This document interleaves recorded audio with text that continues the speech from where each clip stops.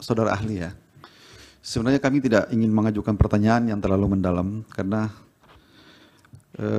makanya kami ajukan satu saja sederhana. Ya. Dari hasil pemaparan ini ada ya risetnya ya, saudara ahli lakukan sejak kapan untuk memotret semua peristiwa dan keadaan? Karena tadi banyak sekali variabel berpengaruh di sini. Presiden sebagai sentra kekuasaan yang punya impact terhadap kemenangan atau semacam insentif elektoral kepada pasangan yang terpilih saat ini.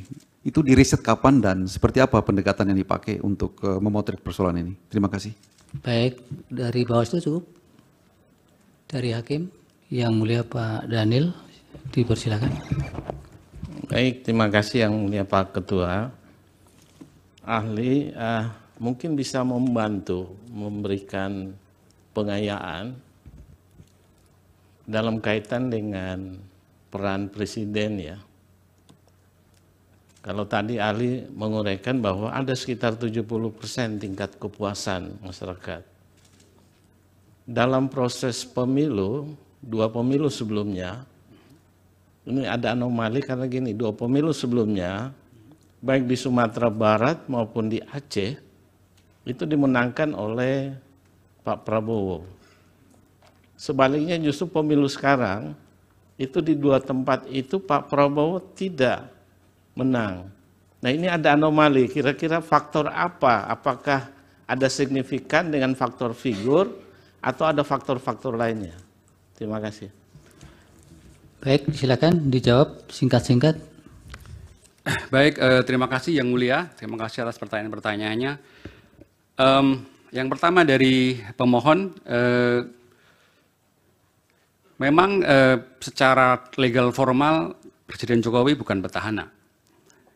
Tapi ketika dia berpihak, ketika dia tidak netral, ketika dia memaksakan anaknya untuk menjadi cawapres, secara real politik itu adalah petahana menurut saya. Apalagi juga kemudian Prabowo Subianto adalah Menteri Pertahanannya. Jadi dalam hal ini saya lihat ketika Jokowi misalnya turun ke masyarakat membagi-bagikan bansos, ya dalam persepsi publik saya kira dia adalah bagian dari petahana.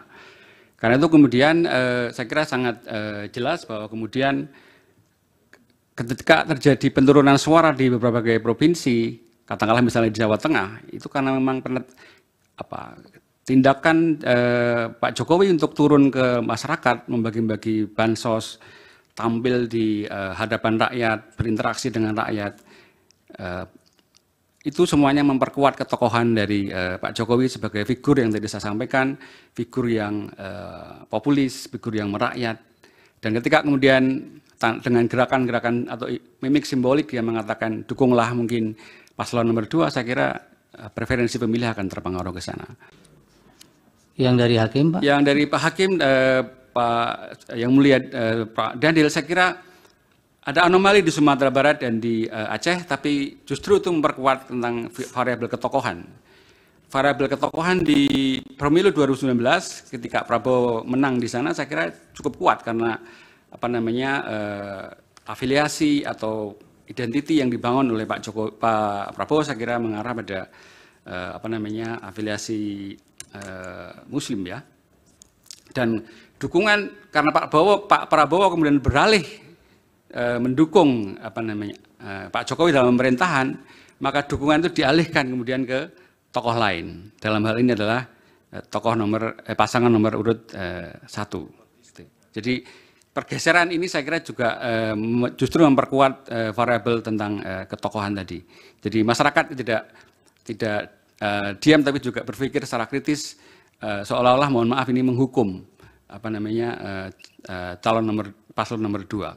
Karena dianggap mungkin beralih dukungan dari menuju pada Pak Jokowi yang dulu mungkin tidak dipilih tidak menang di Sumatera Barat dan di Aceh. Saya kira ya sudah cukup. Terima kasih, Yang Mulia. Download Tribun X sekarang, menghadirkan lokal menjadi Indonesia.